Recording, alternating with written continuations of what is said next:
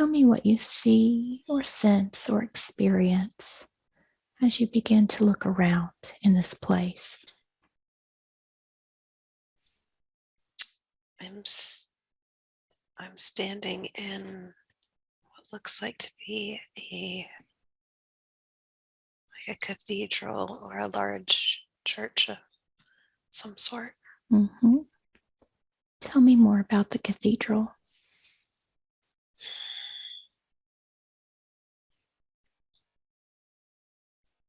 There are,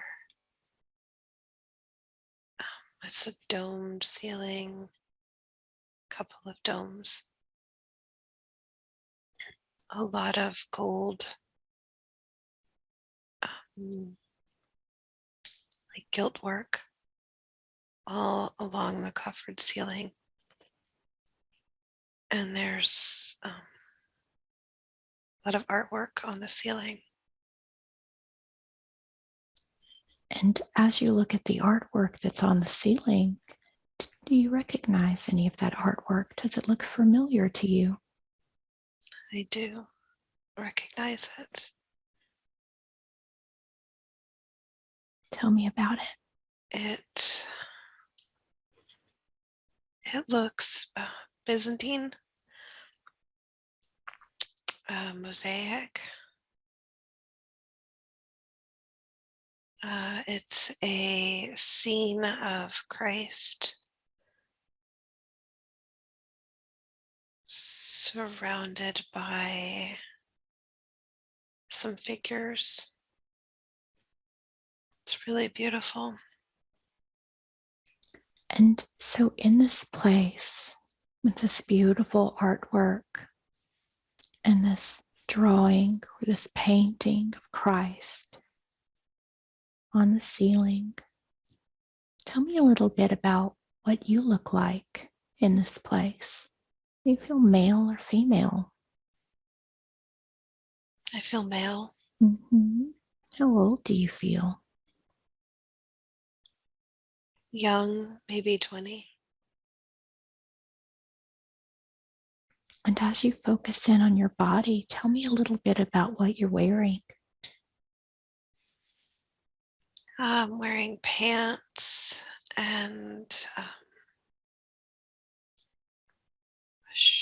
like a shirt that has, it's like a jacket. I want to call it a doublet Mm-hmm. with puffy sleeves.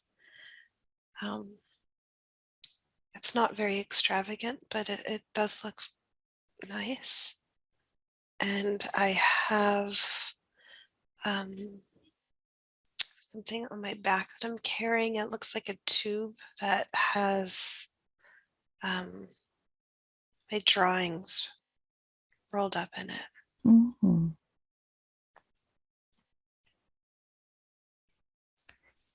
Very good. And so, as you are in this beautiful cathedral, what is it that you imagine you're doing there today? I feel like I'm traveling and I stopped just to see this place on my journey. Mm. It feels like I went out of my way to come here to see this particular ceiling fresco. And what is it that draws you to this particular artwork?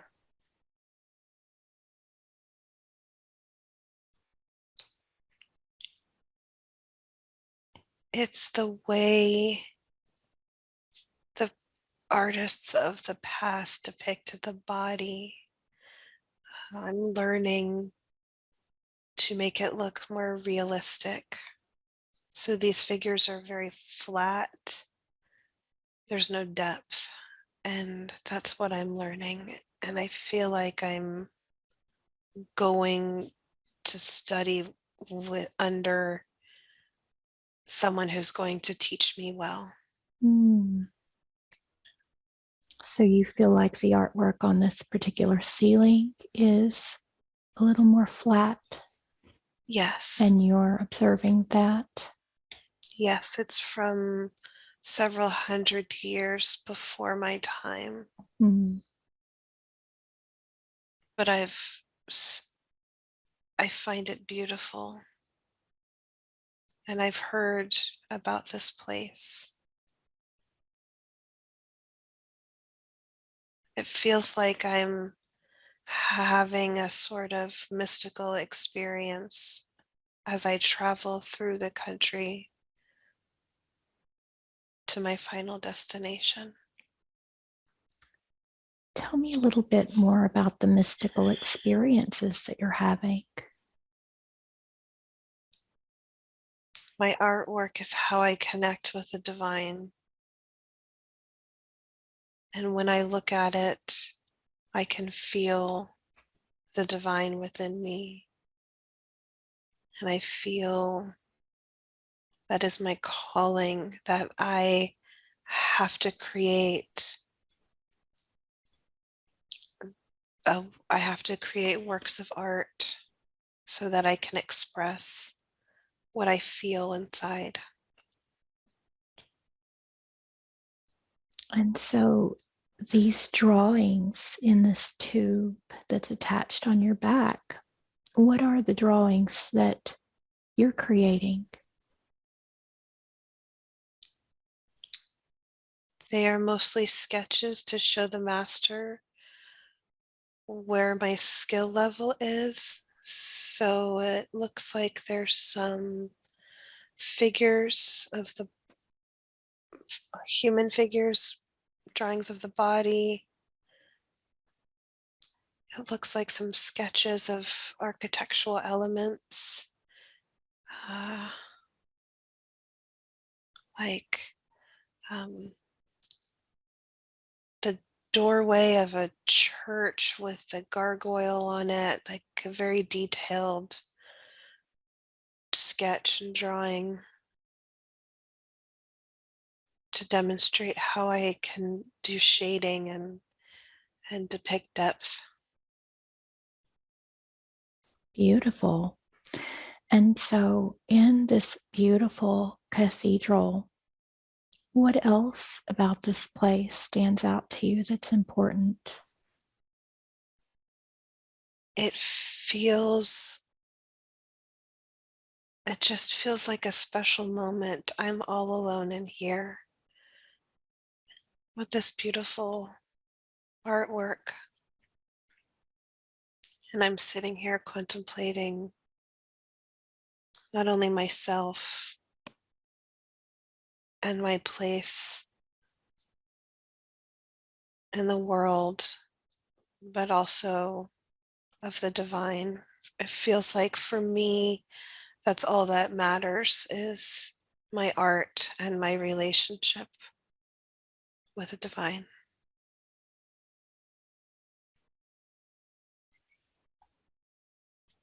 Beautiful. So, just allow yourself to move forward in time, just allowing yourself to move forward to the next important scene in this lifetime, something that you need to see or understand more about, and to be there now. Tell me what you notice as you look around. Oh, I'm in the master's workshop. It's incredible. I've never seen anything like this before.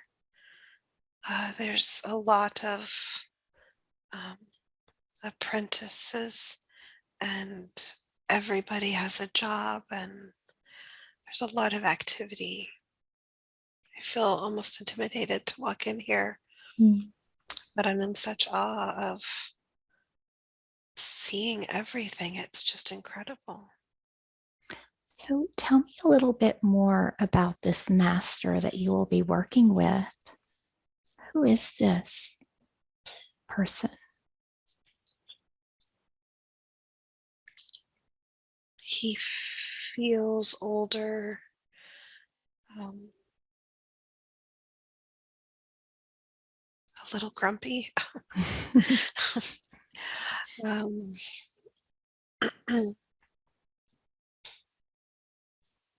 temperamental, Mhm. but genius. Uh, Does a name come to mind that you call him?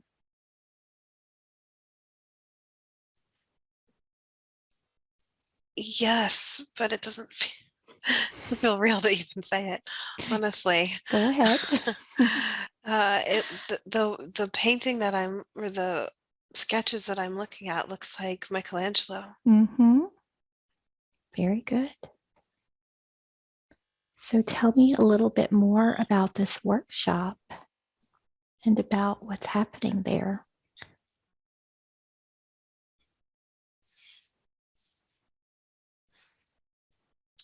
It feels like there's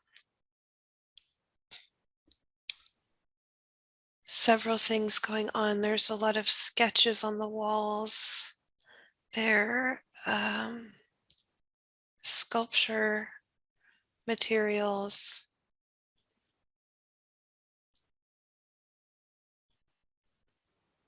It just seems very busy and very messy. There's a lot of stuff everywhere, from big slabs and chunks of marble and books on the walls. There's a big area where the pigments are mixed to paint, but it doesn't feel like I'm there to paint. Maybe at some point in the future I'll paint, but right now I'm learning how to sculpt. Mhm. And so are you working with Michelangelo directly, or how does that work? I came here to be an apprentice, to learn from him, to help him in his workshop. And so what is the learning process like? What are your days like? Sketching, a lot of sketching. Sketch some more when he says it's not good enough. He offers good advice on how to make the human body look perfect. He removes the flaws and he makes the body look otherworldly. Everything's exaggerated. The muscles are exaggerated to make the figure look stronger than the model is in person.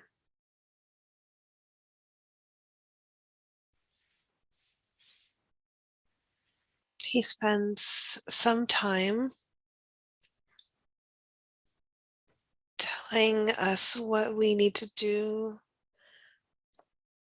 to improve our artwork, but we're mainly there to be a workshop assistant, to do whatever he needs us to do. Make preparatory drawings, fetch supplies, deal with his temper. Tell me a little bit about his temper. He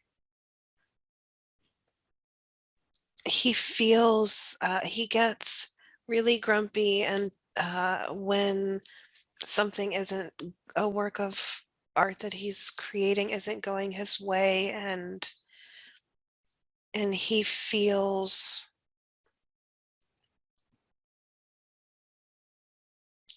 that he can't rest until it's perfect.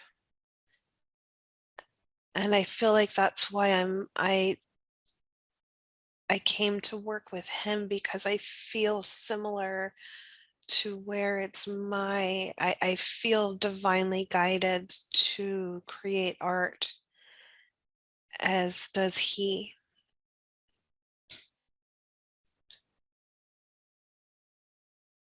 Where does that divine connection come into play for him? Where do these works of art that he creates come from? Are these channeled in, or are these just created through his own human process? It seems like both. He feels that he can see through the stone, and that God is asking him to release the figure from the stone, and he feels tortured in essence until he does. And when you say release the figure from the stone, do you mean when he's creating the statues? Yes. Mm-hmm. And so tell me just a little bit more about your experience there. Is this work that you enjoy? How do you feel about working under this person? I feel intimidated because of who he is, but I feel honored that um, that I my art was good enough to be considered an apprentice. You have to have, as an artist, you have to reach a certain level of skill and ability to work in the workshop of a great master such as he. So I feel proud of myself for how far I've come, but I know I have such a long way ahead of me. So let's move forward in time once again, just moving forward in time to a time where you really begin to step into your own as an artist. And as you find yourself there now, tell me a little bit about how your artwork progresses.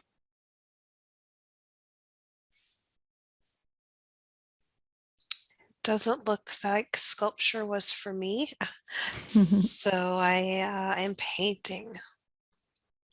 Tell me about that.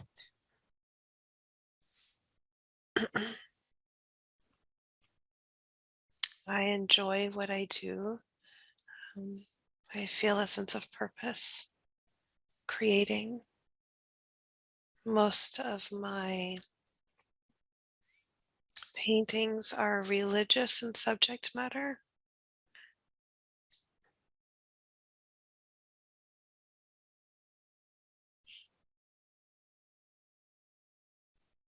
I am trying new techniques, so I have fun experimenting with that as well.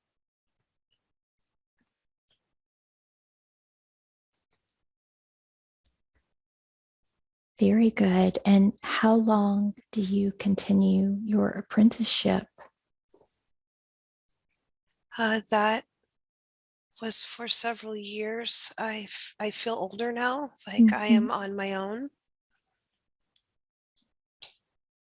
It feels like I have a small workshop of my own, one or two assistants to help, but I'm not as famous as my teacher was. Mm-hmm. I So, receive commissions from some of the wealthy patrons in the city. mm, I paint portraits for them, and some of them appreciate my more spiritual works, so they buy those as well. And does that create a good living for you to support yourself with doing that artwork? Yes, I'm comfortable. Very good. So as you look upon this lifetime, what is it that's important for you to understand or to know about this life you chose to experience?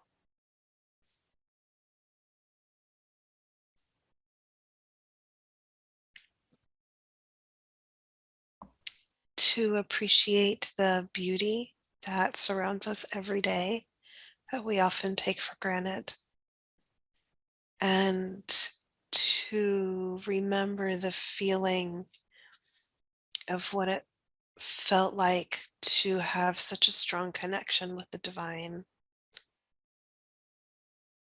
As you connect deeply with the beauty of that lifetime and your connection with the divine in that lifetime, how is that life connected to this current lifetime of Kim? What does she need to know? That she can always draw upon the gifts from previous or other incarnations. Um, there is a connection to the arts in this present life that she's experiencing, and if she wishes to take it further, she can. And if she chooses to do that, we say to find a master to study under, go back to Florence and work with a master there if she chooses to bring this out in this lifetime.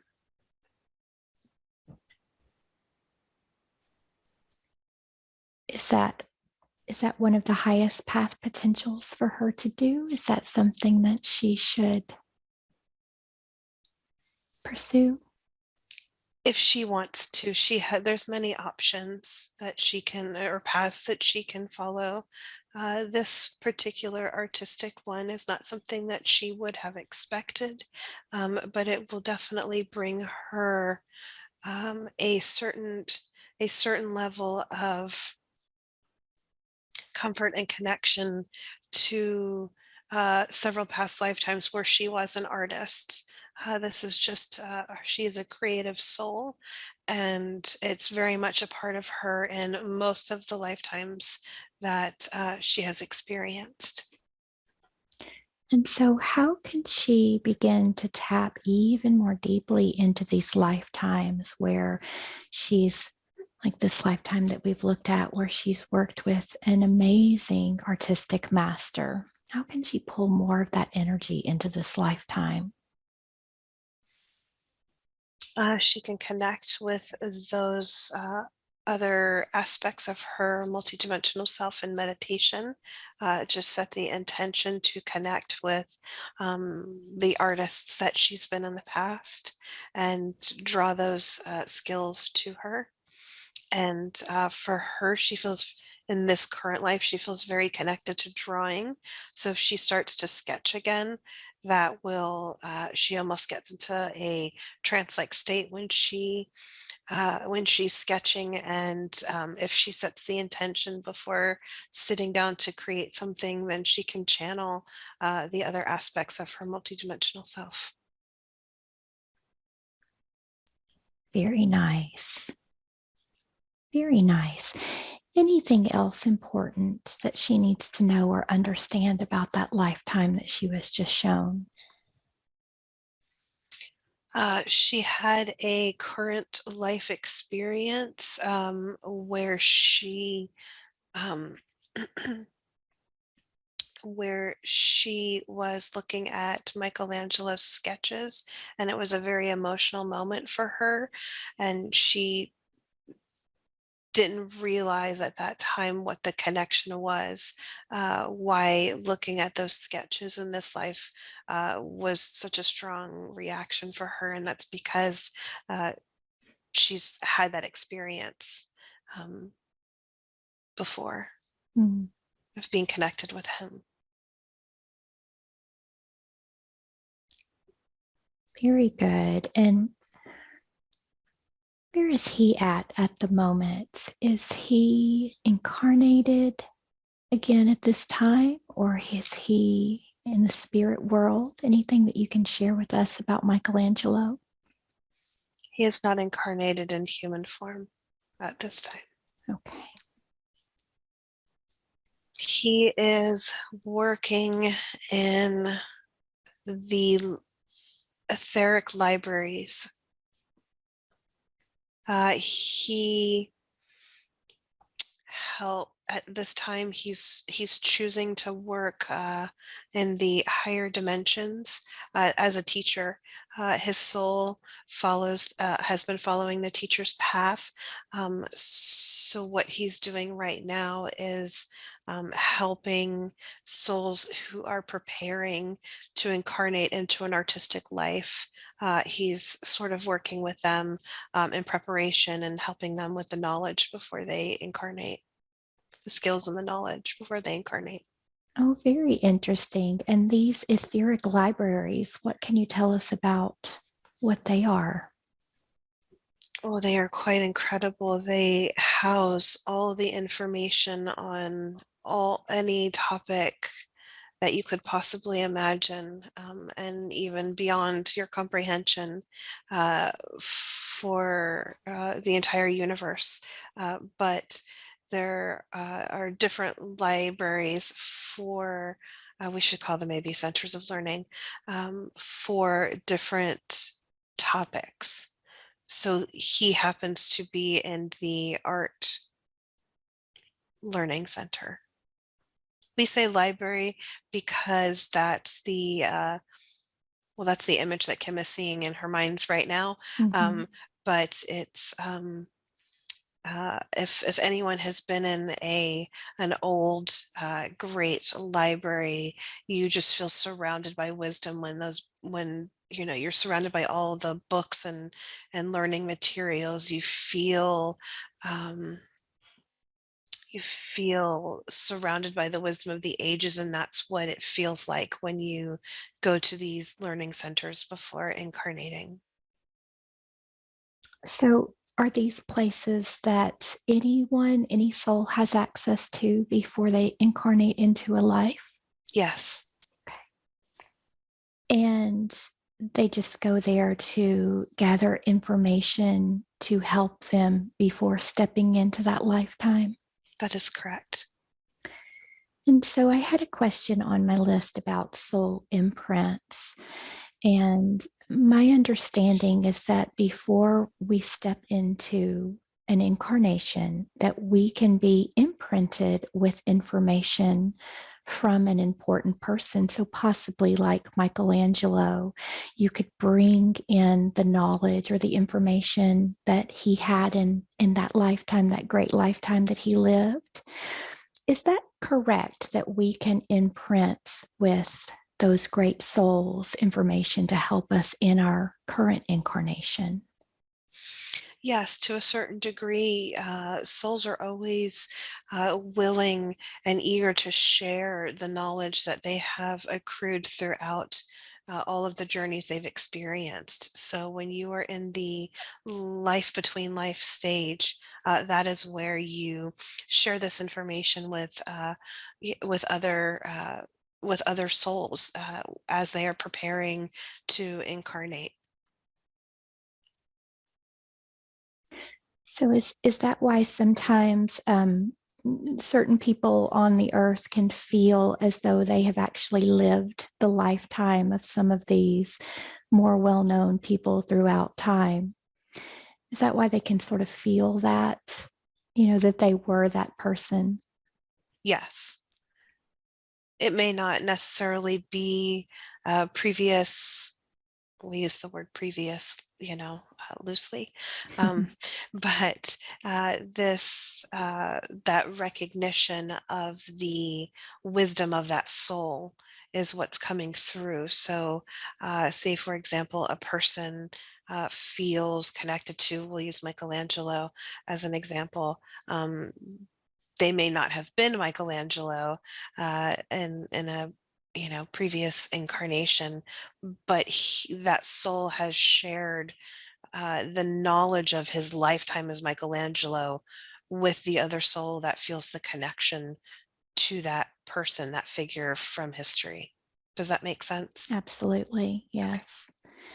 Very interesting. So these libraries, with all this information, are these like what we could consider the Akashic records, or is that even a little bit different? It's different. Okay. Yeah. Can you explain the difference between the Akashic records and this library? Yes, the Akashic Records is a soul's entire past, present, and future. Everything about all of their incarnations, everything that they've learned, what they will experience, what they have experienced, all of that is recorded in the Akashic Records. These learning centers or libraries are a place where a soul can go to gain more knowledge, whether they're choosing to stay in the life between life stage, where they're pure consciousness learning, or they're choosing to take that information with them into another incarnation. So that's why we're using the term library a little bit more, because uh, we want you to understand that they're places of learning where the soul can gain more wisdom. Just as a human would go to school to learn about specific topics, souls do the same thing. Very good. Thank you for that clarity. You're welcome. And so, these libraries, are these places that we can access in our human form, maybe through dream time or through meditation, to bring in some of this extra knowledge? Yes, absolutely. Your level of access, it equates to your willingness to travel to the higher dimensions. We know a lot of people want to travel to the higher dimensions, but getting there and wanting to get there are two different things. Beautiful. So, let's talk a little bit about karmic relationships. And it's a fascinating topic about how we continue to sort of repeat patterns throughout lifetimes. Kim recently made a connection that she may be repeating a tragedy in this life that she's experienced in a past lives. Can you help us to understand, why do we continue to play the same roles or have the same experiences through lifetimes? What is it that we're trying to learn or overcome? So before you incarnate into a body, or an existence somewhere, you make your soul plan. You decide some of the experiences your soul wants to have in your incarnation, and so based on your question, and knowing the context of the question that Kim wanted answered, yes, she did come here to experience loss and grief, because she hasn't mastered it in previous incarnations. And so, what happens is when you feel that you keep repeating the same circumstances over and over again, uh, the soul chooses to do that because it's almost like you're playing a video game. You can't make it to the next level until you master the one that you're on. So when it comes to these dense emotions that humans have a very difficult time mastering, you have to, or you don't have to, but you choose to keep coming back and experiencing it over and over again until you're at peace with it, till you accept the circumstances, you accept what has happened in your incarnation, and you surrender to it in essence. So that's, I think, the greatest advice we can give anyone who's struggling or going through a hard time with dense emotions, is to just be kind to yourself, surrender, and have the awareness. When you have the awareness, that is the golden ticket to stopping that cycle from happening again. And so she sort of had that aha moment that maybe this was that she's trying to overcome grief, that she didn't do it quite right in a past lifetime. So now that she has this awareness, has this released her from repeating this experience, or what does she need to know? Yes, we were present during that conversation, and we were very excited when she had that realization because, yes, this is something that has been on repeat for her for many lifetimes. And she has found ways in the past to avoid it. But we were very proud of her to see that she dealt with it head on. So she's mastered that level. That's not to say she won't experience grief in other forms Mhm. throughout the rest of her incarnation. But now she has the awareness of how to deal with it and use it as a tool for growth and learning and her own healing. Wonderful. So simply becoming aware, accepting the situation, and letting go, are those the things that we need to do to let go of these experiences so we don't need to repeat them? Anything else that you can share with us to help with that? Yes, and use all the tools at your disposal to help you through whatever dense emotions and situations you're finding yourself in. So, for example, with Kim, the grief that she's experienced, and again, we're very happy to see how quickly she reached out to use all the tools at her disposal to help her get through it, which is why she's getting through it so much quicker than. Um, we even anticipated. Very good. Very good. I'm happy about that as well. Do we always have to replay these karmic experiences with the same person in each lifetime? Do we have to come back and have the same experience with that same soul, or can that be taken care of or learned from in a different way?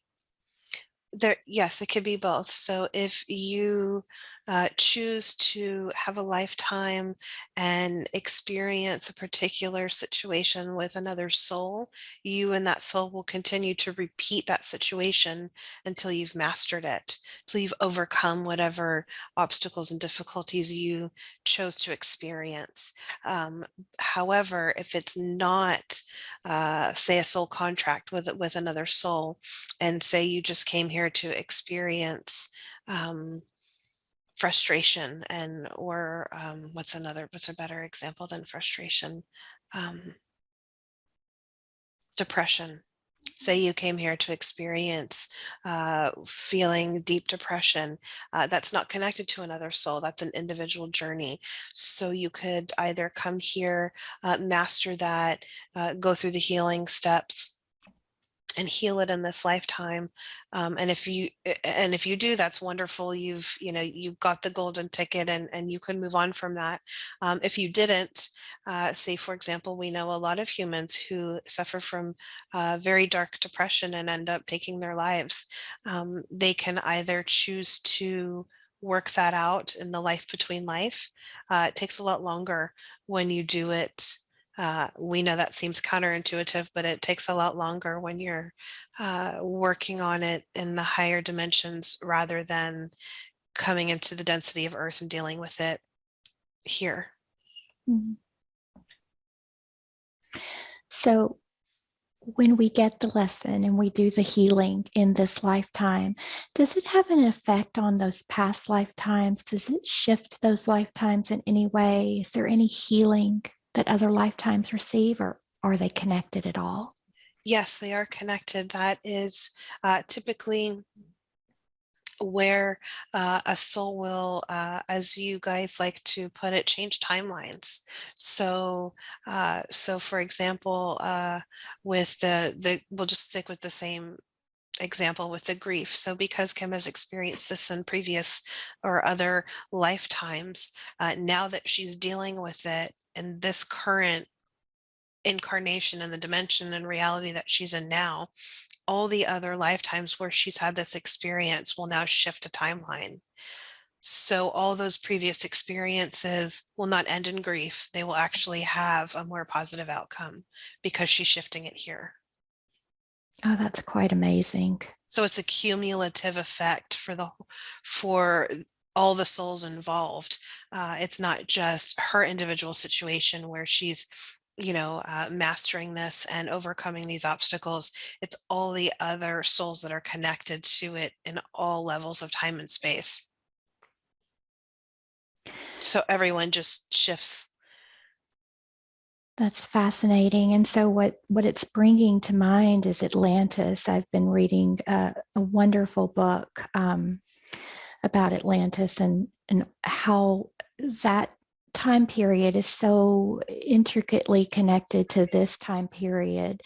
But my understanding is we're hopefully on a different trajectory than they were. So as we heal and we make better choices in this lifetime, is it affecting time periods or timelines like Atlantis? Does that shift that experience at all?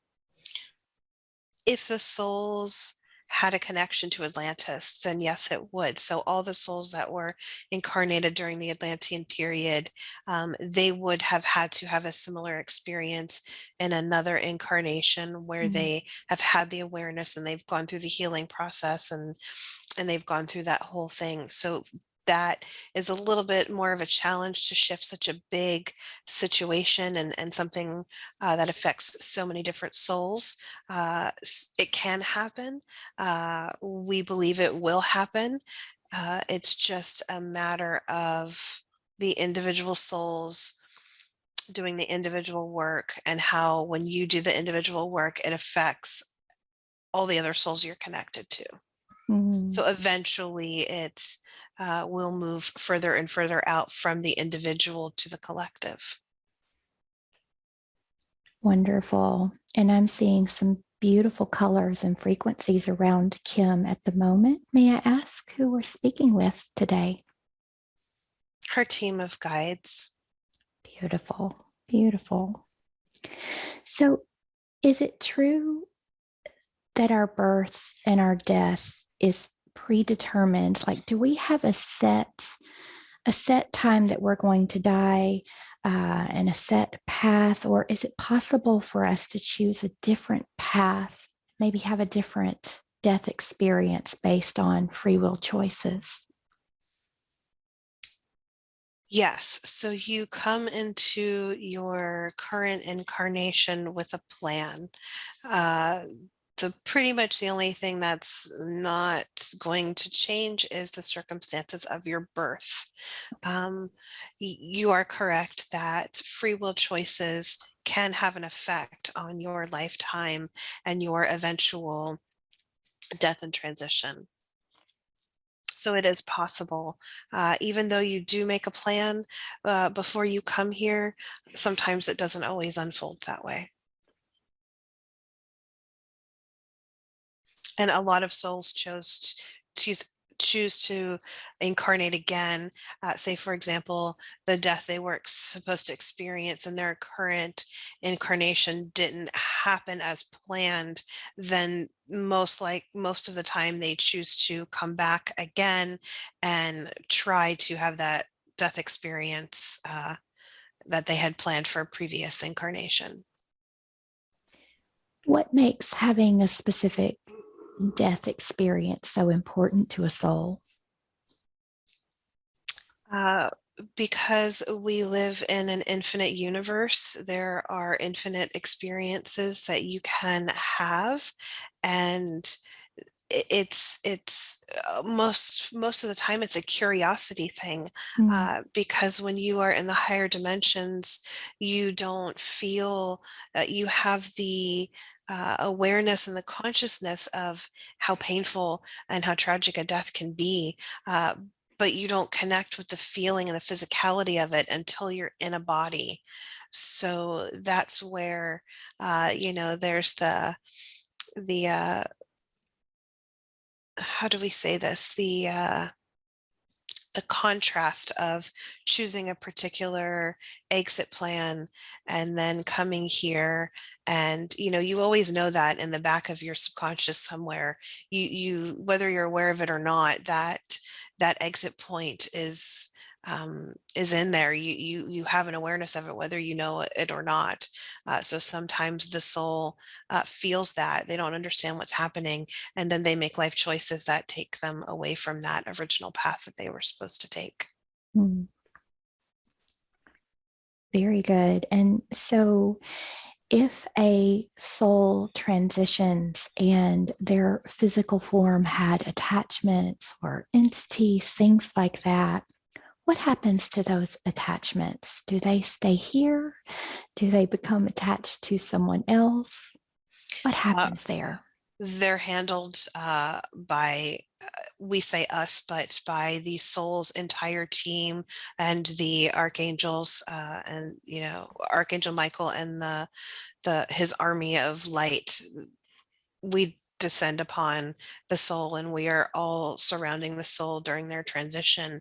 And if there's any entity or darkness attached to the soul, it's transmuted into the light. We take care of it because the soul has already had enough turmoil and incarnation. It would just go against universal law to have those attachments on the soul. Because Okay. now that you are excarnated and have a higher level of consciousness, uh, it would be impossible for the attachments to remain. Okay. The reason why humans get these things attached to them is their lack of awareness. Why is it that we have such a lack of awareness about this topic? I have really been questioning that, Kim, as well, I know. It's the human experience. It's just the human experience. This is, we know you like to use the term earth amnesia, and we feel that is the most appropriate way to describe what happens, because in other dimensions and places in time and space, you have so much more awareness than you have on earth. So this is really where you guys come to do, or I should say where we all have come to do the really hard work. Mm. Is this, and I feel like there's other places as well where we can go to do really hard work, but is this one of the hardest? Yes, Okay. but that's what makes it so beautiful. But we're getting out of that correctly. We're correct. We're moving into a better place. So where are souls going to go to get the hard work after we shift? We feel that there will be other ways to experience this. It's just, as your reality grows and changes, so is the universe. The universe is ever growing, ever expanding, ever changing. Mm. Wonderful. Thank you. You're welcome. So, other than now we understand even more that Kim came to overcome grief in this lifetime, that was one of her big lessons. She's just wondering if you can share a little more information with her about why she had to lose two very important people in her life. Anything else that she needs to know or understand about that? This soul has come into this particular life with a lot of big aspirations. We'll put it that way. She made herself a really tall order before coming here to experience a lot of density, a lot of grief and sorrow, losing loved ones, um, and and to overcome several big obstacles for her. And we say that she has come so far with almost all of it. We feel that uh, she's very close to fulfilling um, all the, we hate to use the word requirements, but to check all those boxes off that she created for herself before coming here. She's really close to being able to check all the boxes off. But in terms of the loss of loved ones, How else was she going to know what uh, great love would feel like without great loss? Mm. So you have to experience one in order to fully understand the other. So, how's she doing on those boxes? Anything else that she needs to know about that she needs to overcome? Can you share that with her? She's getting there. For her, it's getting out of the body. It's she has taken upon herself to feel a lot of uh, dense energy in the body, and as a symptom of that, she's experienced some health issues. It's really hard for the body, the human body, to process a lot of that dense energy because there's always there's cause and effect. So um, as we're seeing her come out of it and shift and use the tools that she's using, she is nearly there. For her, it's just overcoming that last obstacle of getting past the body. Mm. And how are she's been doing a lot of meditations and trainings with Dr. Joe Dispenza. How are those meditations assisting her at the moment? For her, they're helping her behind the scenes. So we know she's super eager to have a certain experience, and that will come in time. For her, currently, it's all about surrendering and disconnecting from the body. And this is the best tool that she has found, to disconnect from the body and to become pure consciousness. So even though she can't see it on the surface right now, all the work is happening behind the scenes, and uh, we're going to tell her to hold on because she's going to get what she asked for, and it's going to hit her really hard, and she's not going to know what to expect. She'll love it, but it's going to hit her out of the blue. We're kind of excited for that to happen for her. Well, She I'm needs I'm she feeling needs a little that. excited. I can't wait to hear about this experience. Very good. So, talk to us a little bit about, we hear about all of this light coming into the earth right now, and we're integrating more of this light. How is this energy that's coming in affecting us? And what will we notice as more and more of it pours into the planet? The more light that comes into the planet, the easier it is for humans to purge the density. So it'll be a quicker process. Those long dark nights of the soul will become a lot shorter and shorter and shorter to where you could have a dark night of the soul in a day and be done with it. Not quite there yet, but getting there. The more light and the higher the frequency, the easier it is to transmute density. And you guys are on that path. And so, this light that's coming in, is this coming in from different places? Is it coming from our sun? Is it coming from source? Is it coming from the beings that are surrounding our planet, or a combination? It's coming directly from source through you. Okay. Very good. And so I have many people that are interested in knowing more about the solar flash. We hear about it, a large energy event. Can you give us any updated information? Is this still a possible experience for us to have, or what do you see from your perspective?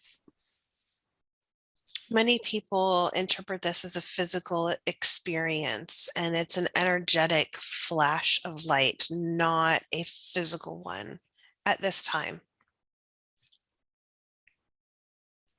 It's not to say that it isn't a possibility.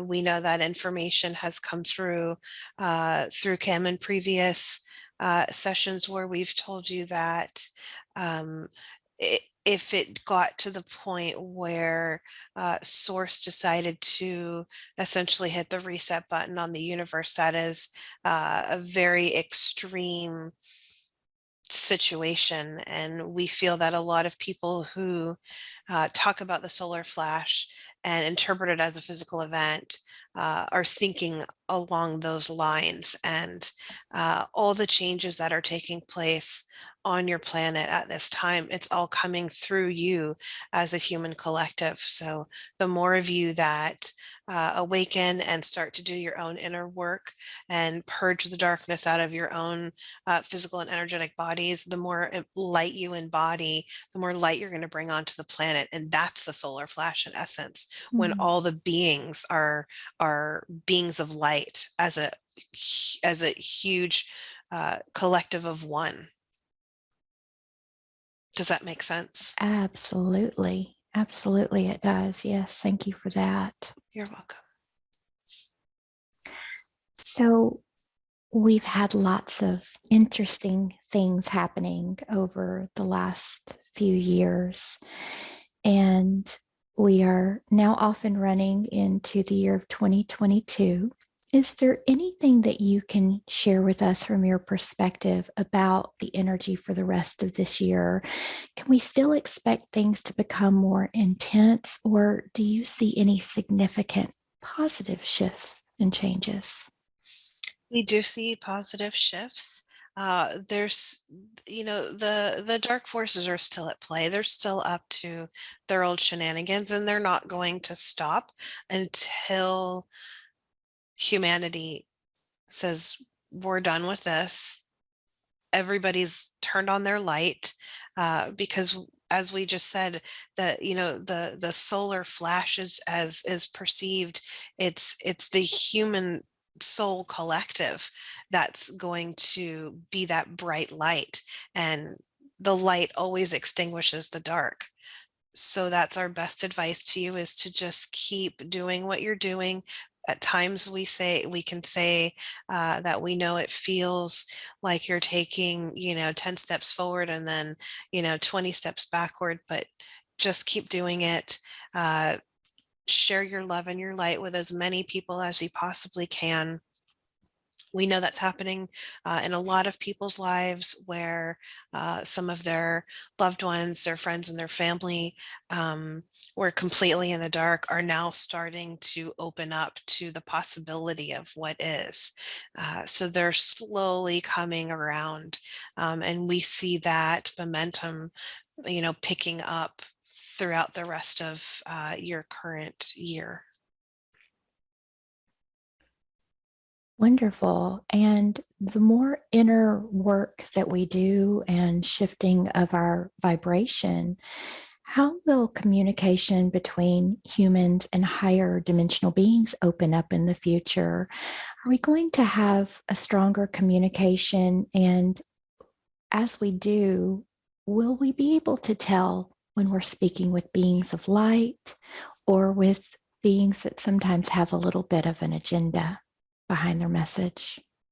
Well, once the beings that have an agenda are dealt with, not only in your physical reality, but in the higher dimensions, they're not going to be able to interfere with you anymore. So you will only be speaking with benevolent souls of the light. Oh, that's fantastic. I love that. So I've often wondered this, as we go through our awakening, we start to realize that there is so much life out there that we have no idea about. From your perspective, what is it going to be like when more humans begin to understand that we're not the only ones and that there is so much life out there? It's so much. For those souls who are just now coming to the awareness, it's like the equivalent of watching a baby learn how to walk, where they're wobbly at first, and then they fall, and then they get back up again. So expect a little bit of wobbling and falling with your newly awakened loved ones. But those of you who do the work are going to be the pillar of strength and light. Uh, View yourself as the lighthouse in the dark, that you're standing there firm, your light is on, you're shining brightly, you're doing what you need to do, and you're going to be there for a lot of people, more so than you could even imagine. You could help a stranger walking down the street one day and just have a quick conversation, and that could resonate with them on such a deep level that, that just sends them on their way. So Mm. so many people don't realize that you have the ability to affect everyone that you come into contact with. Very good. We've been dealing for a while with this pathogen, we'll call it, that's been around. From your perspective, do you see that it is still spreading and affecting people? Has it slowed down? What can you share with us about where that is? There was never really a pathogen, as humans would like to call it. Mm-hmm. There was a fair amount of toxicity put on humanity that was making the human body ill and unwell. So that is a factor, and uh, the release of these toxins has diminished uh, to a certain degree. But as we just said, the dark forces aren't going to stop until you stop them. Mm-hmm. They're just going to keep trying and coming at humanity with everything that they can, because most humans on the planet are just allowing it to happen. Mm-hmm. It's those who are standing strong and uh, not allowing their world or their life to be infringed upon in such invasive way. Mm-hmm. Talk to us a little bit about the protests that we're seeing around the world. How are these protests assisting in waking people up, or how are they helping? They're helping because they're finally starting to make it into the mainstream knowledge. So a year ago, protests were happening, and half the population didn't know what was going on unless you lived in a large city where they were happening. You didn't know you didn't know what was going on. Um, so now that it's creeping into your main news channels, um, that's helping a lot of people go, oh, so that really is happening. So it's helping in essence, even though we know how dark uh, these news channels are with their agenda. It is helping quite a bit of people realize that there's something happening behind the scenes. There's more to it than what they've thought, and that's where the human has to make the decision whether they're going to choose to stay in we hesitate to use the word ignorance, because that has a negative association. But a lot of souls are choosing to ignore that there is something bigger than a pathogen going on and happening. So you're either going to choose to uh, ignore it, or you're going to consider it and be open to the possibility that there's something bigger going on. Very good. And we see there's a movement currently with the truckers, and especially in Canada. How is that assisting with the awakening, or what is the energy that they're bringing with that movement? It's a very powerful movement, even though it doesn't seem like it's a big deal. It is, especially in a country like Canada, where you never hear of anything bad happening or newsworthy. It's it's a testimony to their bravery. Beautiful. So, what can you share with us about where the jab agenda is at the moment? I know you said that the darkness is still pushing. Are they going to continue to push that harder? Do you see any shifts coming soon with that? Anything else they have up their sleeves you can share with us? In some areas, they're going to push harder. In the areas with the most compliance is where they're going to keep pushing it and pushing it. It's the areas where there's resistance that they're struggling with their narrative, and they're trying really hard to manipulate the situation to come up with whatever they can to keep the narrative strong. But eventually it's going to crumble. So as we've previously mentioned, it's going to get worse before it gets better, and that's going to be evident in some areas versus others. Mhm. And so there are some places where they're threatening to remove children from homes that choose to remain unvaccinated. And that creates a lot of fear for those parents. Anything that you can share with us about that? Will that move forward, or is that just meant to bring fear? It's a fear tactic to get you to comply. We tell these parents and these families who are being treated so horrifically that uh, you have all of the love and support on the other from the higher dimensions, whether that brings you comfort or not. We hope it does. But we tell you, you have to know the law. You have to make it your business to not sit back and wait for somebody to give you information to protect you. You have to be proactive in protecting yourself. And there are a lot of humans throughout the planet that are making it their business to learn the law and to know that no, these governments do not have the right to take your child away over a personal medical preference. It's illegal. They can't do it. They're doing it because they're getting away with it. So you have to be strong. You have to learn the law of your country, your town, your city, whatever it is.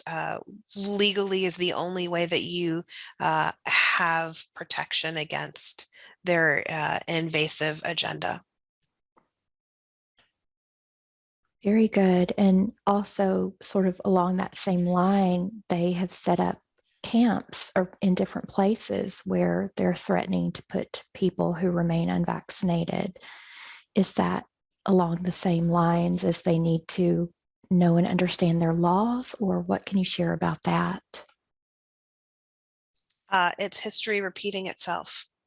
So because people have sat back and have complied just like they have previously in history, this is the time for humanity to wake up and see the parallel between the past and the present. And some people, yes, will get sent to these isolation centers because they're complying. They don't know their law. They don't know their history. They don't see the parallel. So this is where things are going to get worse until you stand up for yourself. There's more of you than there are of the dark faction. And if you don't understand the law, reach out to others, create groups, talk to your friends, your neighbors. Somebody is going to know somebody who knows the law and can help you interpret it. Do not be passive when it comes to the darkness trying to take your children away. This is where we are very firm that you have to do whatever it takes to protect your children.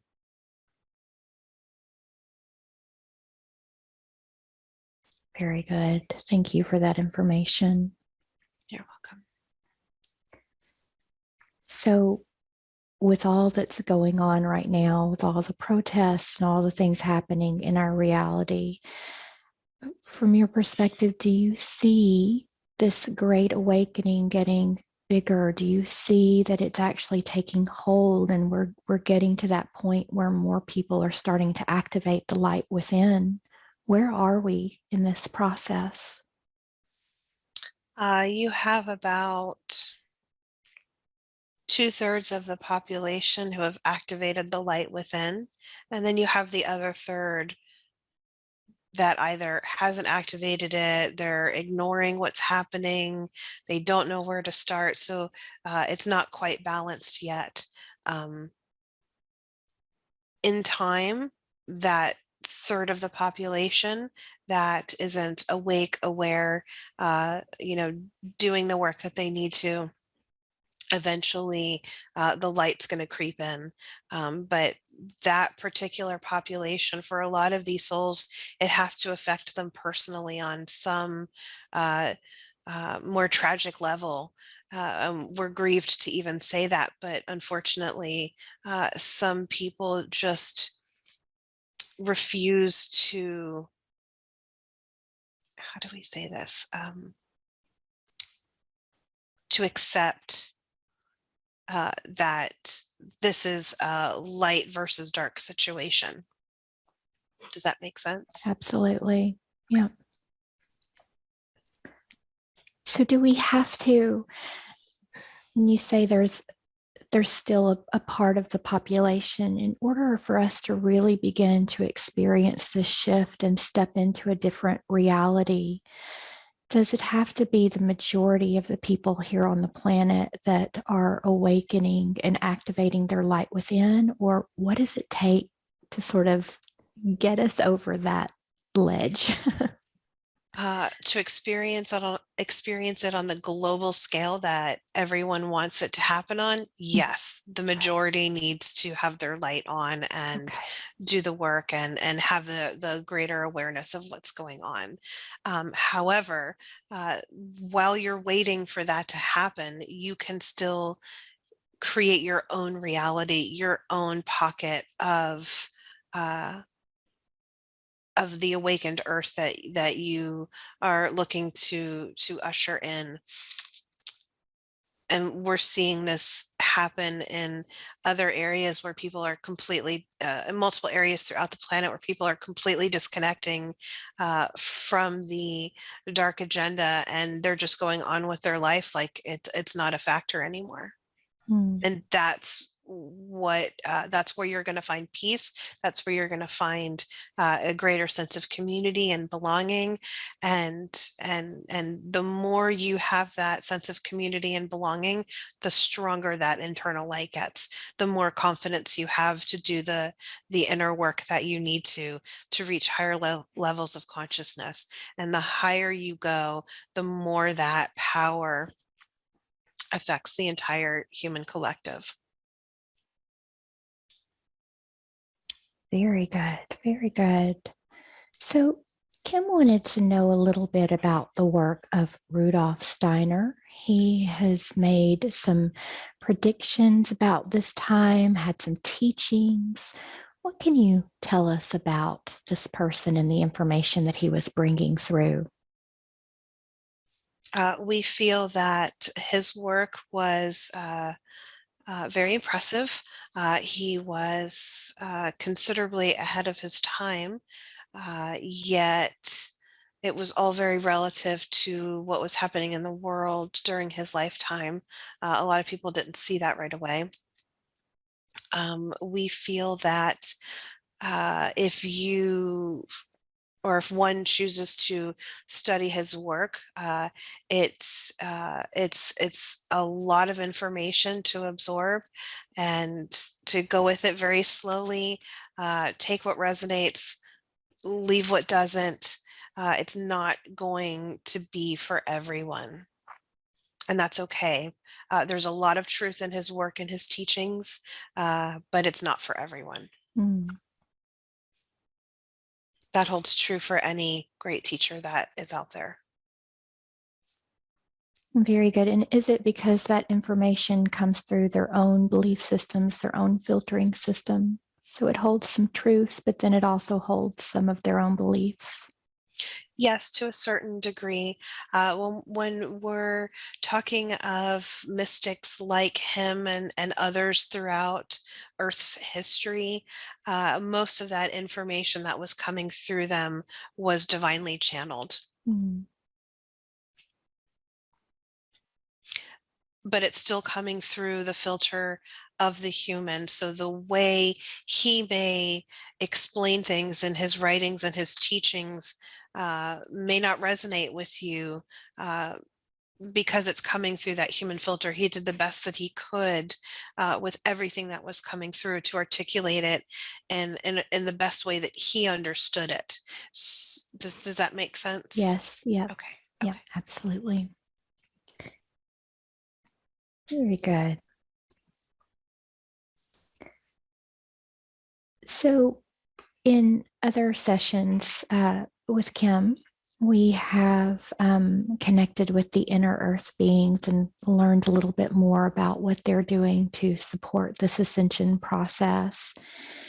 How are things going from below the surface? Anything that would be interesting for us to know about the inner earth beings, or any messages they would like to bring forward for us today? They're showing her the blue sphere of light, Mm-hmm. and there's a lot of excitement on their behalf. It is halfway open. So the sphere that Kim had seen previously, it had cracks in it, and the blue light was just starting to come out, and now it almost looks like a flower opening, and so the hard exterior has opened, and you can see this sphere of blue light coming. It's like I just heard rebirth. Like Mm-hmm. it's it's coming into a new existence. So it's halfway there, Mm. is what they're saying, and there's a lot of excitement for them. It feels like they've waited a long time for this. Beautiful. And so remind us again, if you don't mind, once that blue energy completely opens, what are we going to experience? That is the final stages of the Great Awakening on the planet, as you phrase it. Mm. So it's that uh, syncing of the energy from the higher dimensions with the planet and inner Earth. Uh, Kim's having a hard time describing what we're showing her, so let's try and make this a little easier for That's her to okay. Take your explain. time. Uh, so what we're showing her is like the divine white light of the Creator coming into the planet, surrounding the planet, and then going deep into inner Earth and connecting with that blue light. And when the white light and the blue light connect, it just sends out this force field of the best way we can describe it as divine love and peace and prosperity and a renaissance in essence for your planet. Mm. Which is why we showed her, another reason why we showed her that artistic life, because that was during the Renaissance period, and the excitement and the wonder and the awe that was experienced during that time period of all the new creations and how artists such as herself saw the world in a very different way with such beauty and divine love and connection. That's what will usher in again. So we feel the word renaissance is the best way to describe the eventual outcome. Beautiful. Do you feel like, because in that period of time, it seems like there were so many amazing and incredible artists. Do you feel like we'll step back into that where the art and things like that will just become more amazing than we can imagine? Yes. Renaissance 2.0. I love it. I love it. as we move into higher dimensions, are there any new ways of healing? I know that's a big part of what we're working on, releasing the density, healing the body. Are we going to begin to tap into more of these maybe new healing modalities or new ways to heal the body? Will that be coming to us soon so we can get where we need to be physically? Yes, it's individual for the person. So it's not like we'll use the Reiki healing method, for example. It's known worldwide. A lot of people use it. It's well known. Anybody could use it, regardless of who you are, where you live, what your culture is, what language you speak, all that good stuff. This new energy that is available to humans is very individual. So when you get to a certain level in your raising of your consciousness, then you will have access to uh, greater, uh, more divine energy and frequency that can come through your body. So it's not something that you need to learn like a Reiki energy healing method. It's just when you reach a certain level, it's just automatically going to come through you. And then you'll realize that when you're sitting down and intentionally doing, say, a meditation, and you're visualizing the, white light of source coming through your body, you will feel that it is of a much higher frequency, and you're able to clear anything mind, body, and spirit at a much quicker pace. Wonderful. I have definitely felt very drawn in my work to working with bringing that light through the body and teaching others how to do it as well. So I feel like that's all very divinely guided as to how we will work with the body in the future. What we say to you specifically, since you do like to work with a lot of energy and the white light, to envision it coming down through the silver thread that your energy centers and chakras are should be aligned with. Envision that white light coming down through that silver thread, and as it comes down the thread, it uh, it illuminates each chakra and energy center and brings it more into balance. And that way you can, when you bring it through the silver cord, you can feel if your energy center happens to be overactive or underactive. If it's overactive, you'll feel it more outside of the body. If it's underactive, you may be able to barely feel it towards your back. You want to then bring it to the center so that they're all aligned.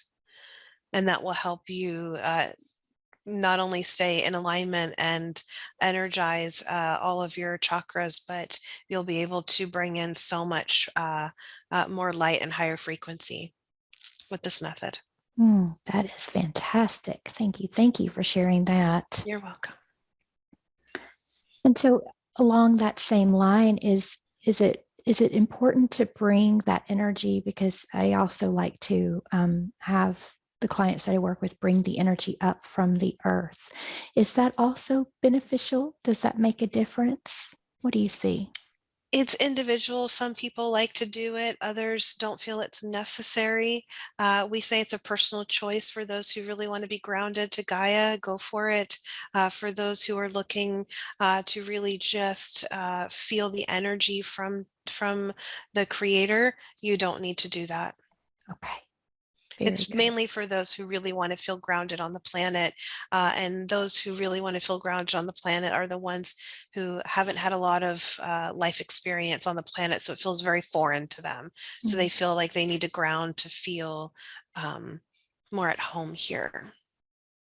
But we will say, Heather, we see for you in the very near future to do hands-on healing.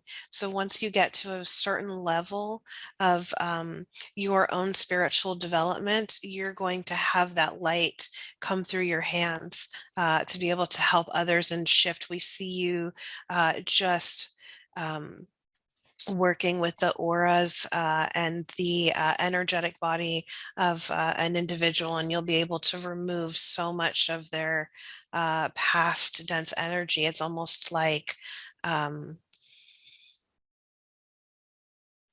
like doing a regression, but with your hands, with the energy. Oh, yes. I have been asking for that.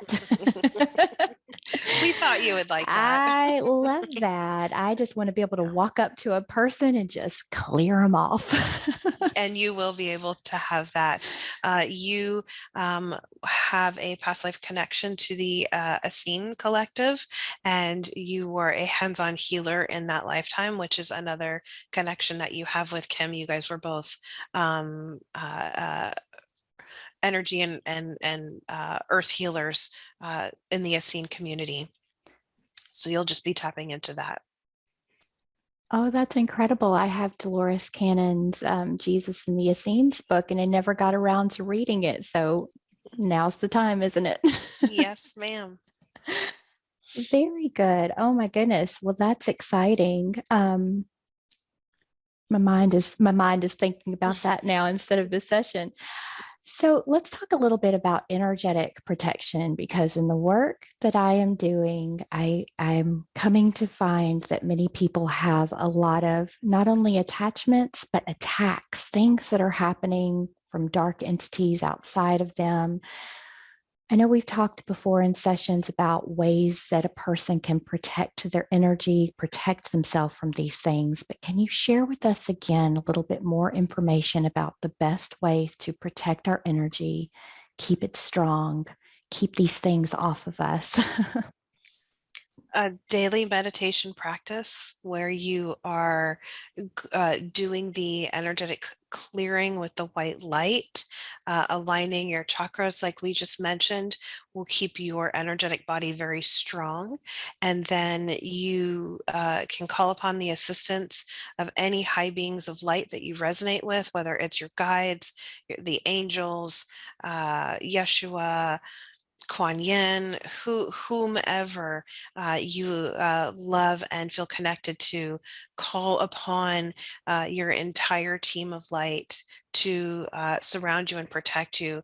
We say you need to do this 3 times a day until it becomes automatic. As soon as you open your eyes in the morning, sit up, get in meditation, do the strengthening your light, strengthening your chakras and your energetic body, and ask for them to, surround you. Do this morning and night, and then you could do a brief midday calling for protection until the density and the darkness seems to subside. Those who feel particularly vulnerable, or those like yourself who work with those who have these dark things attached to them, will benefit from doing this quite frequently. But we don't want to say this to alarm anyone. If that doesn't resonate with you and you don't feel the need for that protection, you feel that your team is already protecting you without having to ask, that's okay too. This is really for people who feel a conscious calling to have that extra layer of assistance. Does that make sense? Yes, it does. Yep, Okay. absolutely. Thank you. You're welcome. There are many that have worried about technologies like 5G technology, the frequencies. We know that we're affected negatively sometimes by these different frequencies. What can you share with us about where this technology is on our planet? Is it being rolled out? Has it been rolled out? What do you see? Yes, it was rolled out. There was a false flag that it rolled out fully last year. That was not true, only in certain areas. So a lot of the people who were getting sick from the pathogen were not sick from an actual infection, but it was the effects of this nefarious technology. So there are ways you can protect yourself. The first being, don't use the technology. If you have it on your cell phone, get a new cell phone that doesn't have it on there. Get rid of it. Turn it off. Um, Turn off your Wi-Fi in your home every single day when you're not using it. Better yet, go to the plug-in internet that was used previously. That had a less harming effect on the body. There's all sorts of tools out there to protect you from this. We say utilize whatever you can to protect yourself right now. Eventually, as we move into the higher timeline and the higher shift, all of that will go away. You won't need it anymore. Do these technologies, do they affect some more than others? I know there are some that are very energy sensitive.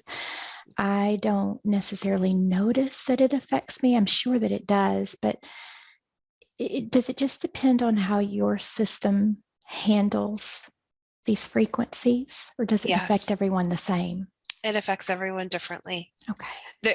They're harmful regardless if you feel it or not. Okay. But for some who are very sensitive to this type of dark energy, those are the ones who experience the health issues associated with, the new um, the new rollout.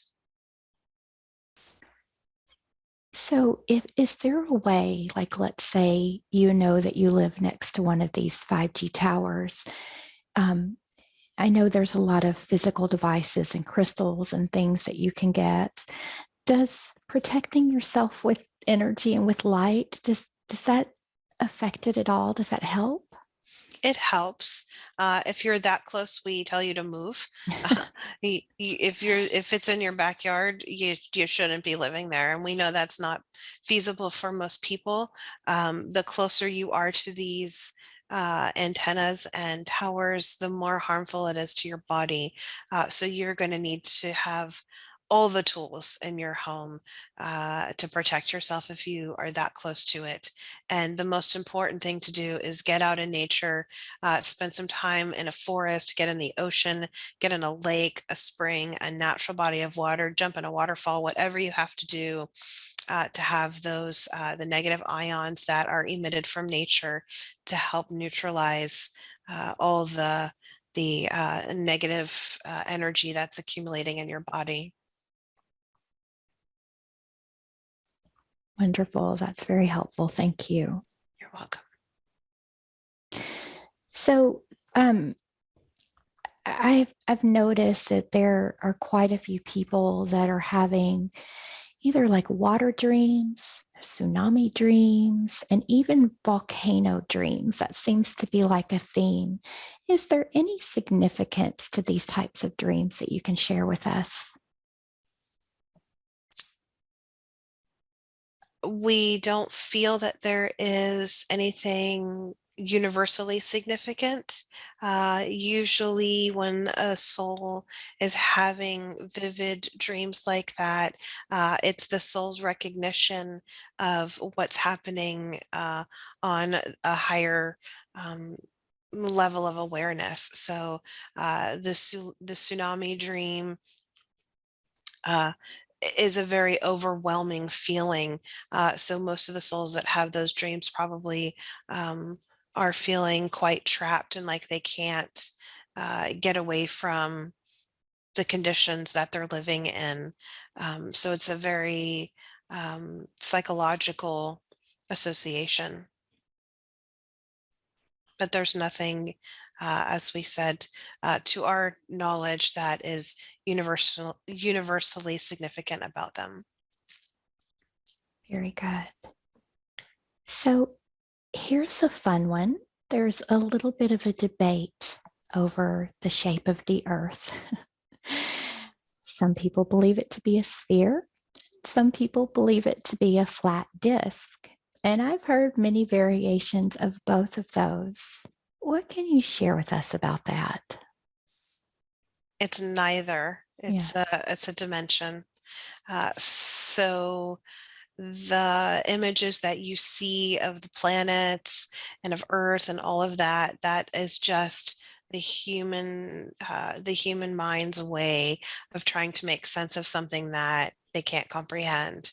So we hate to be the bearer of bad news, but it's neither one of those things. It's not flat, it's not round, it's a dimension, and you can't measure a dimension in terms of circumference. Mm. So is that why people get so just they believe so strongly that it's one way because that's Yes. that's their way of perceiving it?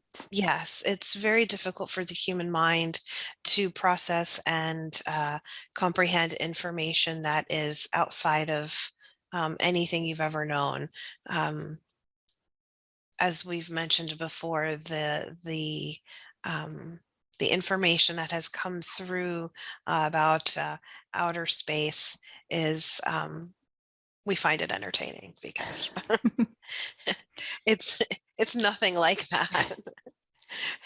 It's dimensions. It's not, and how do you explain a dimension to somebody? How do you help somebody perceive a dimension when all they know is the physical reality that they're in? So Right. it's really hard for us to even try to explain what that feels like, and the way we perceive it because it's out of your scope of understanding.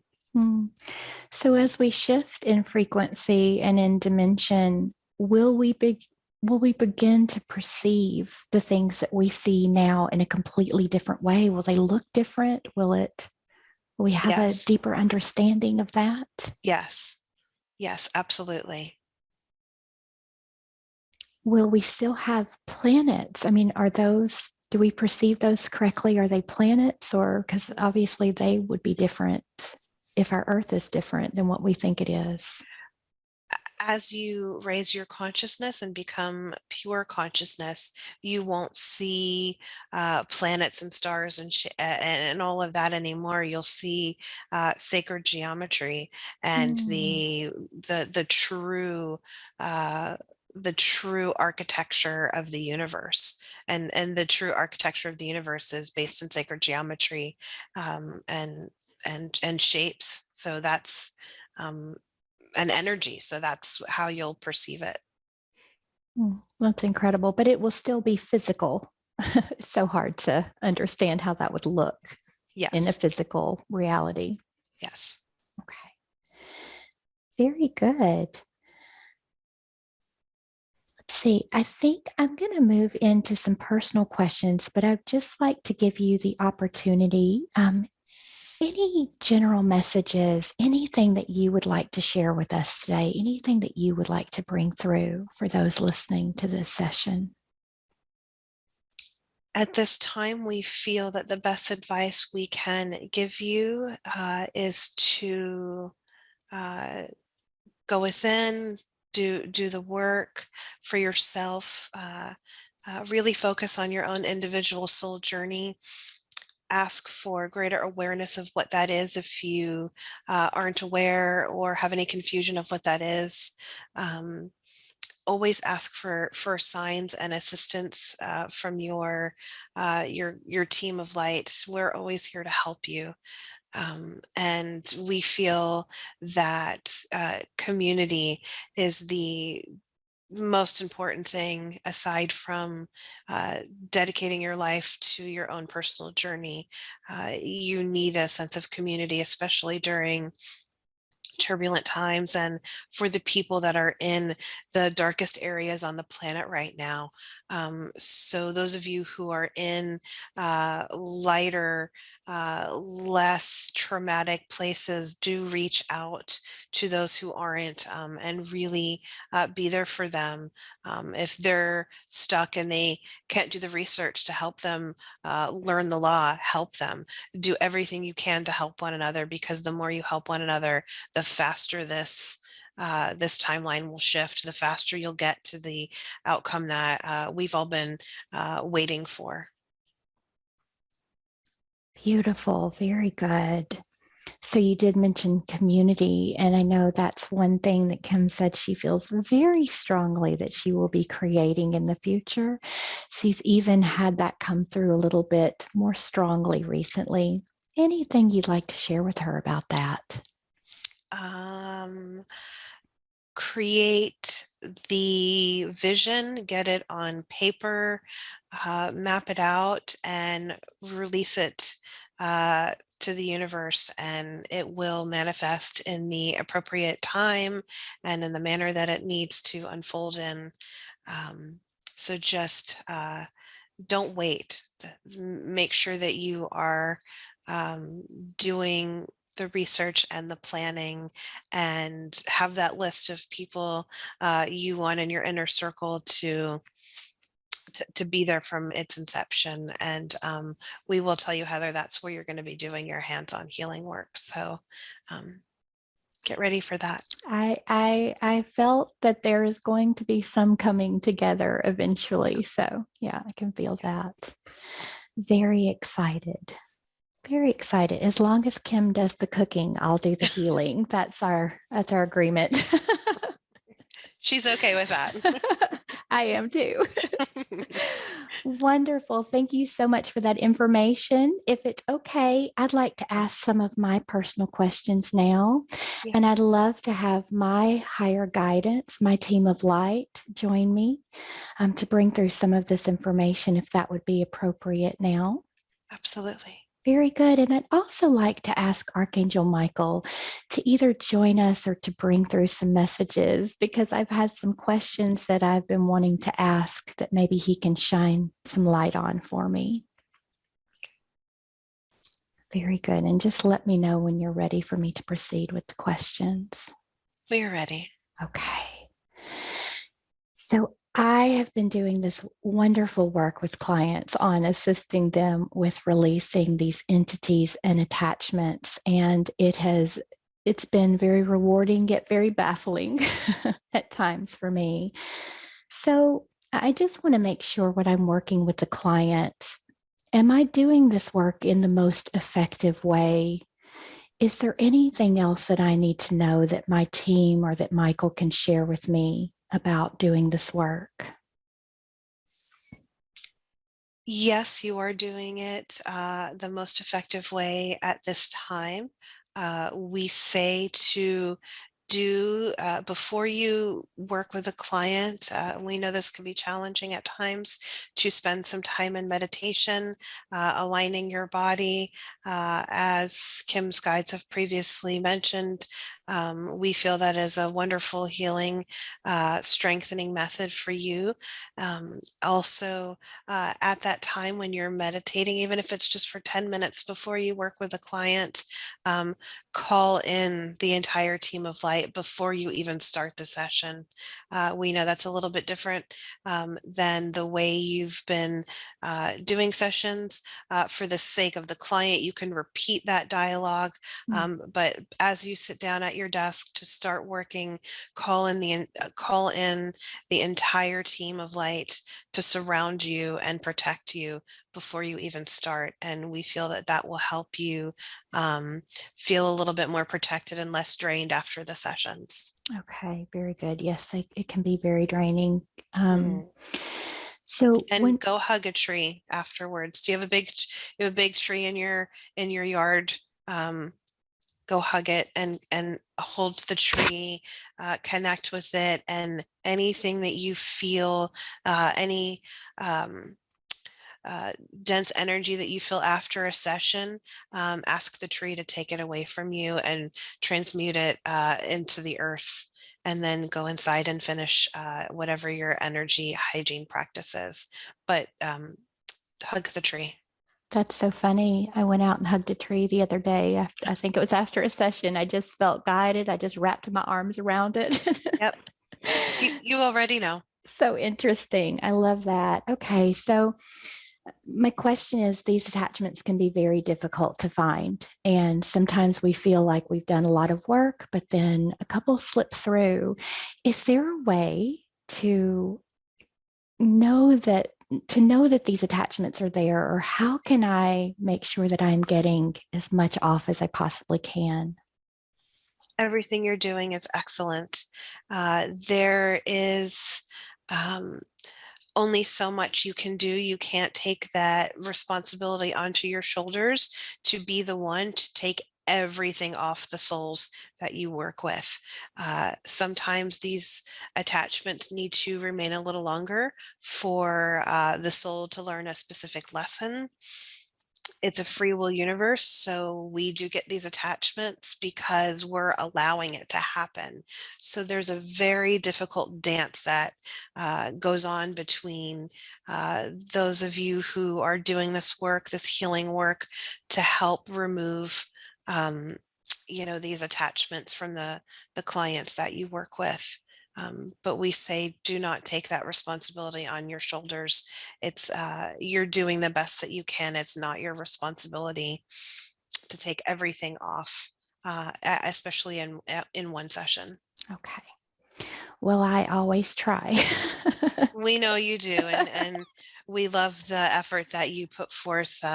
You were born to do this work, and we are very proud of how far you have come with your skills, and they're just going to get so much more powerful over time.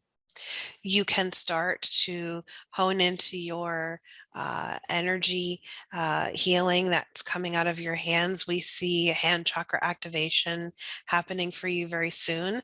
You can do this in your sessions too. So close your eyes, scan the person's light body, and you can, with a sweeping motion, remove not the demonic and deep entities, but a lot of the smaller um, like how do we say this, Just the the energetic attachments, the parasitic things, yes, the on the scale of darkness, they're the bottom the of the lower barrel. ones. You can remove those with the sweeping gesture of your hands Okay. and just go through the body, and if you see darkness around the head, you can just sort of wipe it away.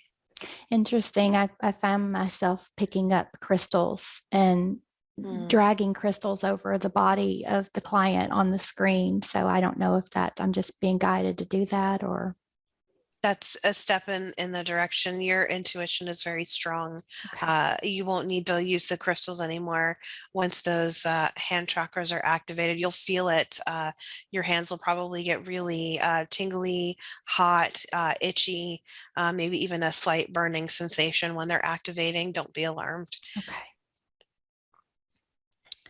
Very good. And so just do the best at getting as much cleared off as possible. But what I found is when I take a client into speaking with the higher self, there's been a few times where I've recognized that I'm not speaking with the higher self, but I'm actually speaking with an attachment that maybe a lost soul that I didn't catch in the beginning. Mhm. How is it that I can know and make sure that I am bringing through information from my client's higher self and not from anything else?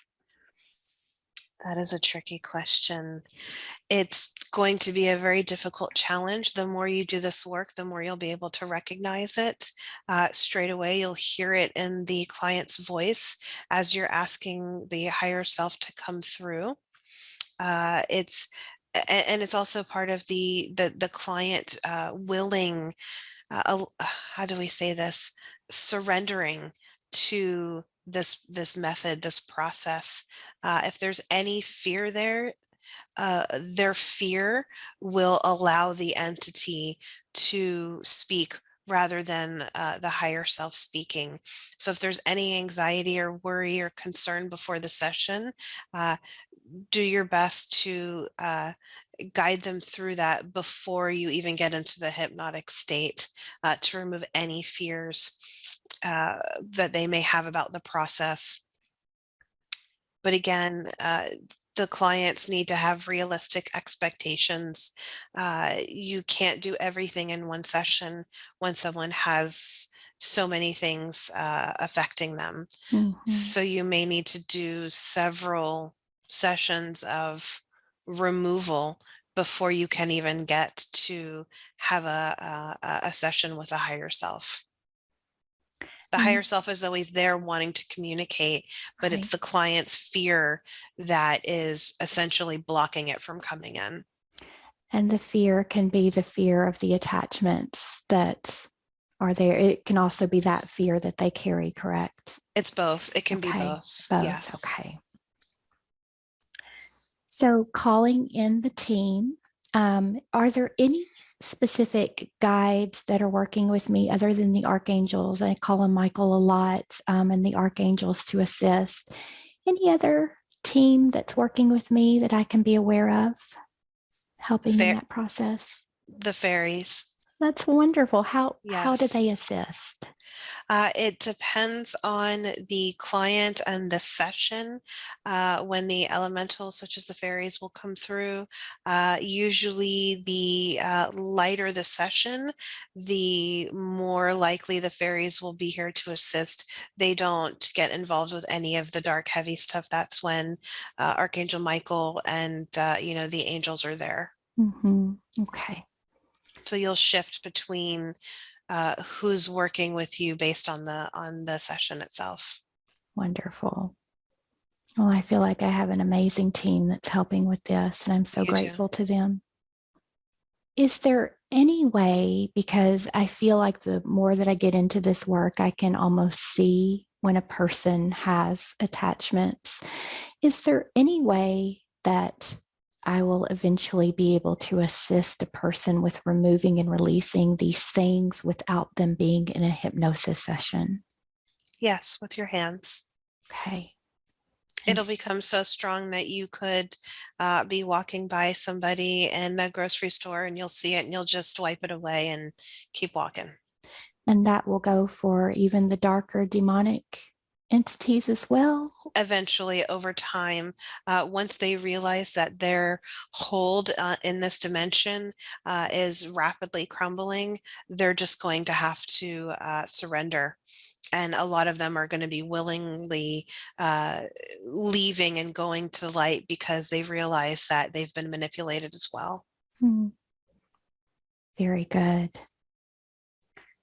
Let me check my list and make sure that was it. Anything else that I need to know about this work that I'm doing? Anything that would be helpful for me at this time? Go with your intuition and evolve your practice as you see fit. You don't have to follow a particular method or style. We feel that you are very intuitive and know what's best for you and your clients, and that will shift over time. And you just customize your method for you. Very good. I feel like I do that all the time. I feel like I'm constantly adding and changing Mhm. things. So Yes. wonderful. Are there any messages while I have my beautiful guides here that they would like to share with me about anything I need to know today? We feel that at some point this year, you are going to contemplate learning another modality that is an adjunct to what you do. If it crosses your path and you feel drawn to it, we say that this would be wonderful for you to add to your practice, but your practice is going to expand beyond hypnosis. Wonderful. And is that with like the healing hand work or? Yes, Okay. yes. We see you tapping into that previous seen life where you are able to help people who can't get into the hypnotic state or aren't ready to get into the hypnotic state. So the similar effects of having a hypnotic session, you'll be able to do that for them without having to go through it. And you'll be able to tap into their past lives and recall and tap into the Akashic records, and you'll just be able to give them that information as you would in a session like this. Oh, I have been asking for that as well. That Give is it a time. that Yeah. is a wonderful. It is Yes. so hard for some people, and I just want to help them. So I've wanted to be able to do it on my own. You will. Fantastic. Thank you for that You're information. welcome. So, before we move on to Kim's final questions, I have just one more thing that I'd like to discuss. And I would love to bring my bunnies, Willow's guides forward, her team, her higher self, to see if I can understand a little bit more about what she's been going through. Willow's got the eye that she's been having the trouble with. We've been to the doctors, we're doing the drops and the medications. The last 2 days, she's been struggling a bit. And I would just love to understand a little bit more about what's happening with her and what I need to know about this issue with her eye. The eye condition is genetic, so it was in her DNA to have this genetic expression of the eye issue. There, you could find a specialist that may be able to help her, but for her and this condition, it will just be maintaining and keeping her comfortable for as long as she chooses to remain here with you, because for her it's a choice and of wanting to be with you. Yes. The things that I'm doing right now, are they helping her or are they hurting her in any way? They are not hurting her. Okay. Would you suggest continuing to do the drops and the oral medication, or what would you suggest? The eye drops are helpful. The oral medication is sort of neutral. We feel that if you wanted to get more assistance for her, then it would be beneficial to find a specialist who deals with her specific condition. But for her, it's really about keeping her as happy and comfortable as possible. She's here because of you, Okay. and she's not ready to let go just as much as you're not ready to let her go. Okay. I was wondering, did she choose to have this experience? Yes. So that in her next incarnation, uh, she will be free of any ailment. So her next incarnation is going to be a resting life before she decides to be human. Wonderful. Wonderful. So, anything else that I should do, because she's had a couple of days where she's not eating so well? Do I need to be concerned about that or just continue on as I've been doing with her? It Is is that concerning that she's not eating, okay? even if she's not eating foods that she's normally tempted with. That will entail more assistance from a physician that could help her. We feel that there is one that will be very beneficial to look at things from a different perspective on how to maintain her care, and keep doing the energy healing and the work that you're doing on her, and just talk to her telepathically and ask her what she needs to have her needs met. She will communicate them to you. Okay. Okay. So I just asked my guides if they can help guide me to the right specialist. We had a specialist, but I didn't feel like she had enough experience with bunnies. So I'm not sure if that's the one that I should go back to or if there might be another one. Someone new. Okay. So if they can just guide me and help me to find this person, I would be so grateful. Yes. Okay. Anything else that I need to know about her today? She's so sweet. She has this contradiction where she doesn't want to be held, but she wants to be held. I feel So, that. when she is acting more like she wants to be held, if you could bring her up high and hold her close so she feels safe and secure, that will bring her a lot of comfort. Wonderful. I tell her she's safe all the time. It's She safe. She's knows. safe. Yeah, she knows. Very good. And if I could just ask this beautiful team that's with us today to send some healing her way, just anything that she can receive, I would be so grateful. The fairies are surrounding her. They're going to stay with her. Thank you. You're welcome. Okay, very good. So let's move on to some of Kim's personal questions, and we'll just bring back Kim's team, her guides, her higher self to bring through this information for her. And I would just like to say thank you so much to my team for coming through. I appreciate so much that information. Let me know when you're ready for me to proceed. We are ready. Okay, very good. She said she's always wanted to speak several languages. She said she's studied 3, but she's mastered none. Is there any way that she can get an activation to make it either a little bit more easy, or can she just have those languages activated within her? Yes, we will activate them one by one. So she needs to pick one and study it, and we will support her in that. And once she has mastered that one, then we'll activate the next one and the next one, and she can learn as many as she wants.